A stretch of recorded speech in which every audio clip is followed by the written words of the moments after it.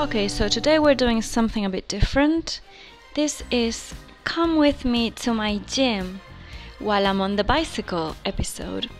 So I'm gonna show you my journey from the moment that I leave my house to the moment that I literally get to the gym. Now this could take a while because this takes me about 20 minutes, but it was the first time that I used my GoPro, so it was kind of exciting, and I have a lot to say during this journey, so hopefully we will be entertained with my director's commentary.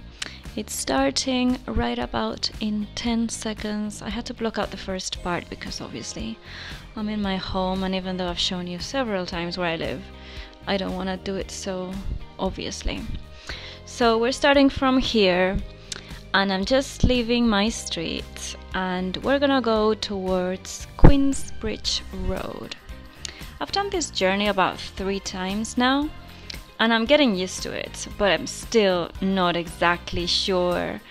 I usually cross with the people here because this crossing, this junction, is a bit complicated if you want to do it on the pavement. So I usually just do it like this. It's easy enough. There's never a lot of people. And then once I get here, I can just get into the road, join the vehicles. As you can see, there's a lot of cyclists, and I've been really enjoying this also because the weather has been so nice. It's such a pleasure to just get out of your house and get up on your bike and feel the breeze, and it's a warm breeze these days, so it's really nice. So I'm literally just going to go forward. As you can see, the cars are coming at me pretty close, and I don't know if you've heard, but I've been taking professional cyclist lessons with a professional cyclists that have cycled from London to East Europe kind of thing. So it's pretty hardcore, and it's been amazing to learn exactly how to handle things, because I didn't want to be just another dumb cyclist. I wanted to know how things are. And simple things have been really useful. For example, knowing what position to take on the road, knowing the fact that we actually have as much rights as the cars, which unfortunately cars don't know that. So it's kind of annoying because cars get really heated up about a cyclist being on the road. And I agree that some cyclists are just terrible. But if you're following the rules just like the other cars, and you're being, polite, it should be fine. I'm stepping to one side when I can, but sometimes I can't, because if there's cars on one side, then you have to be really careful about somebody possibly opening their door and things like that. So as you can see, the cars are coming pretty close, and whenever there's not parked cars on the left side, I do go more to the left, but sometimes I need to go into primary position, which is in the middle of the road.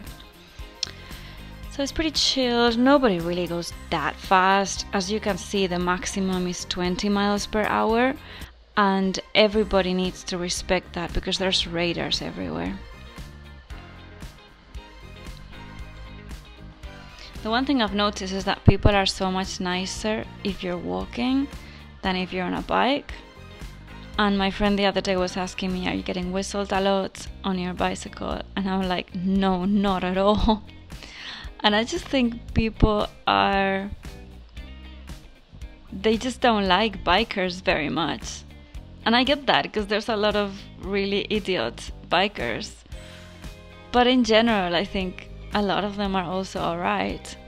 So that's unfortunate because it's really nice to bike around. So people walking don't respect you, pedestrians, and also drivers don't respect you. But some do, you can't generalize. When I can, I go into the bus lane, which is really nice. I was kind of struggling to keep my camera on my shoulder because I have one of those accessories that you kind of wear like a band across your chest. So the camera doesn't sit that stable on it, but it was good enough, and I'm gonna be trying different things because it's really nice to be able to talk to you guys while I'm driving. It's one of those moments where my mind is completely clear and I don't have anything else to do. I can't be looking at my phone. So today, just so you know, I usually go down to Shoreditch to, the Pilates place that I go to, or the yoga place that I go to today I'm actually gonna take you to a place that I haven't been on bicycle to before, but it's also in Shoreditch, so it's not a big deal. It's just a few streets away from the place that I usually go to. And we're gonna be doing mat pilates. The place is called Block. I recommend it. I'm off to do a class that's pretty chilled out because I've been doing a lot of hardcore stuff.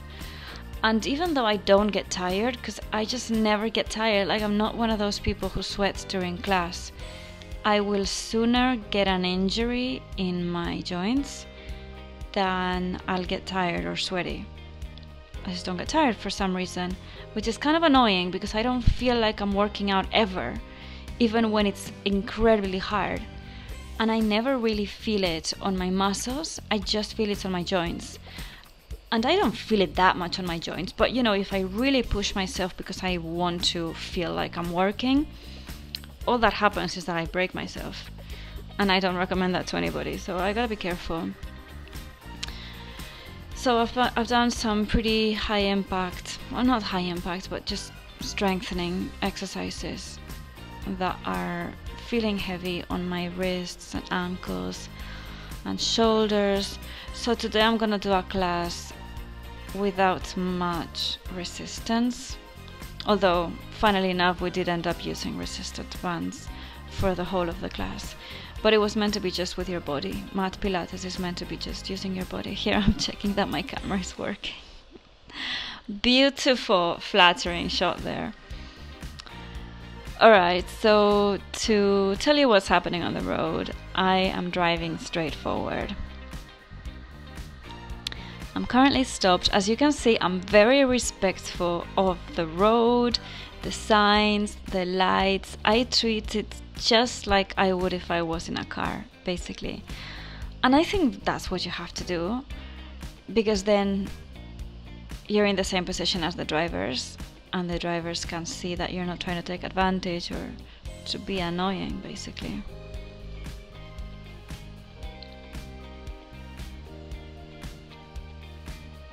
One thing that I am struggling with a little bit is there's so much stuff that I want to carry with me, and I don't want to install any bags, or I was thinking of getting a basket, but I'm changing my mind now. I don't know if I want to get a basket anymore, because it's one more thing that you have on you.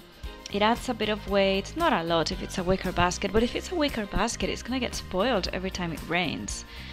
And if it's not wicker, it's gonna weigh more. And one of the things I love about this bike is that it's so light. I can pick it up so easy, and just to maneuver it, just to hold it, bring it through doors. It's so easy, it feels so sleek, so light. I love that. I don't want to change that, but I would like to be able to carry, obviously, the lock, which I'm carrying in my backpack, but also a bottle of water would be nice, a couple of notebooks, books. So I'm carrying my backpack, the Moschino one, which is awesome.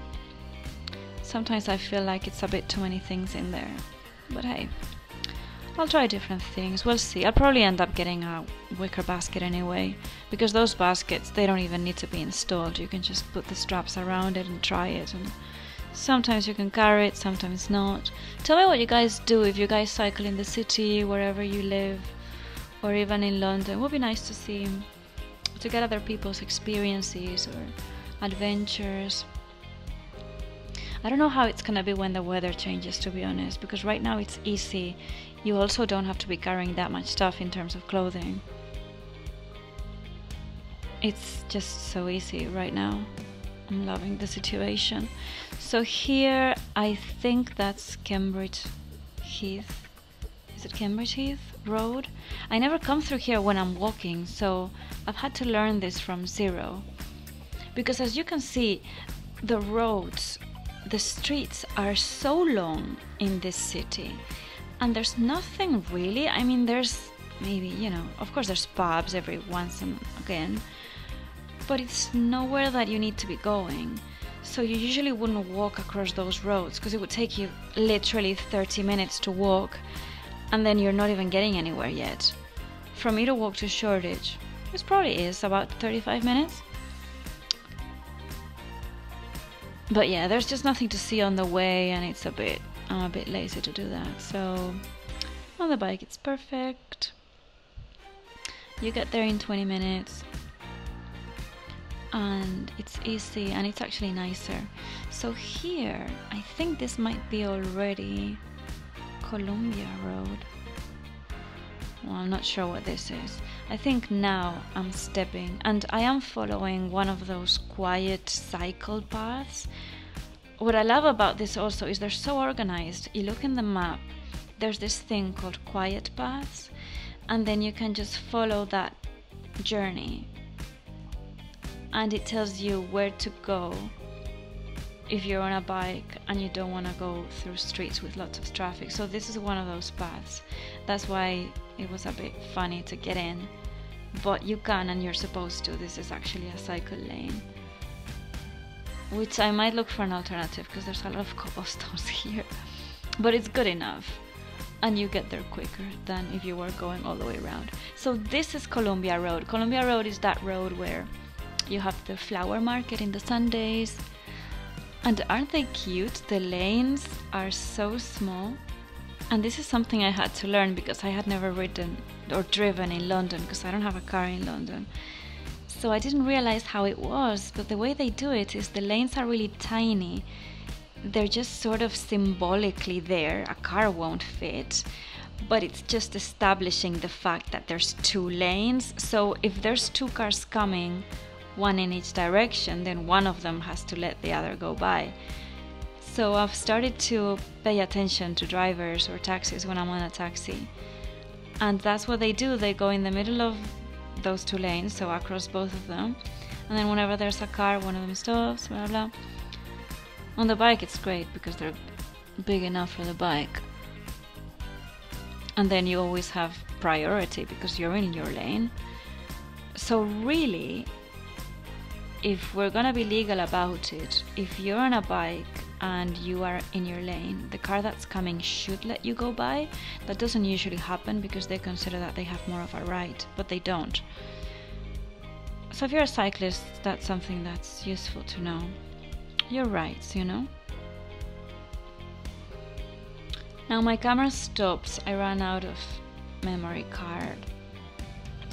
Kind of annoying. I have to be deleting stuff all the time, otherwise the GoPro makes really huge files. I'm in Shoreditch already. I have a beautiful glisten in my bike because it's so hot and balmy, and I'm driving right across the street where I used to live 2 years ago, bang on in the middle of Shoreditch High Street. And I'm already really close to the gym, so you will see how I get there. It's very easy, just getting all these little roads that I don't usually get, so that's why maybe sometimes I'm not fully sure, because I'm not usually on the road, I'm usually walking. And when I'm walking, I'm a lot less insecure because cars are so polite in London to pedestrians, honestly. It's one of the cities that I most see the good manners and gentlemanly behavior from vehicles. It's really wonderful. On the bike you don't get such privileges because they don't like you, so they never let you go by. Some do, but often don't. So now I'm looking for a parking spot, and that's one thing you need to learn to for, because sometimes you get somewhere and there's nowhere to leave the bike, and you gotta be careful because there's a lot of stolen bikes around, so it's important that you get a good lock. So I've been looking at all this stuff, where's the locks. The parking spots are really good because they have a lot of them, so once you start being aware of where they are, it's actually not hard to find. And I just saw one there, and there's a lot of spaces available, and these are official spots, which means that they're covered by CCTV, so if your bike is stolen it will be in a camera. And I'm just parking the bike over here, and I really like my lock. I have one of these youuu locks that everybody has in this town. I did a bit of research before I got it, and it just seemed like the best, most secure thing. So now I'm off the bike, I'm literally 2 minutes away and I'm on the way to block. I'll be there. I was there on time. I'm giving myself, I've calculated that it's about 20 minutes, but you never know exactly with traffic and parking spots. So because I'm still a bit of an amateur in this whole thing, I'm giving myself plenty of time. So sometimes I have time even to go get a coffee before my class. But in general, I give myself a lot of time. Because it's funny, you'd think that after all this time, I'm always early. So it's like, okay, Diana, you can stop being so early.